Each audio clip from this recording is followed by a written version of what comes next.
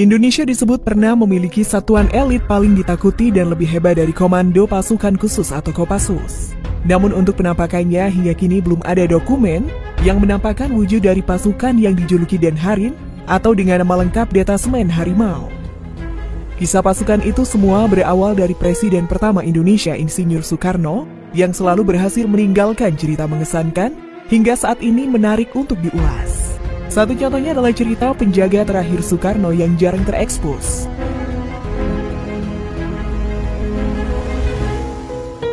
Cerita tentang para penjaga Soekarno sebelum kehebatan Kopassus dikenal dan diakui dunia.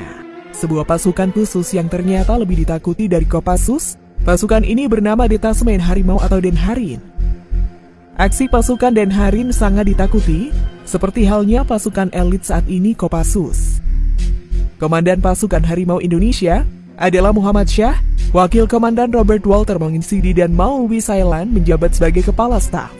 Seperti tertulis dalam buku Maulwi Sailan, penjaga terakhir Soekarno, dalam strategi tempurnya pasukan Harimau Indonesia memiliki taktik dan strategi tempur khusus, yakni menyerang dan merampas persenjataan pasukan Belanda dengan target individu atau kelompok kecil, sedadunika, kenil, polisi, kaki tangan Belanda, serta gudang amunisi. Jika digambarkan sebagai pasukan zaman sekarang, pasukan Harimau Indonesia ini memang seperti pasukan khusus yang bertempur secara senyap, mahir melaksanakan sabotase sasaran vital musuh, menimbulkan ketakutan dan kepanikan terhadap kehidupan sehari-hari pasukan Belanda, menghadang distribusi logistik dan lainnya. Singkat cerita, pasukan Harimau Indonesia yang dibentuk di Makassar pada era Perang Kemerdekaan ini sangat populer.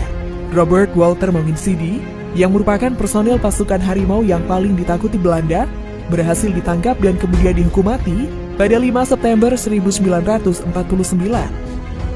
Ketika akan dieksekusi, Monginsidi menolak memakai penutup mata dan tetap meneriakkan merdeka sebelum peluru regu tembak menerjangnya.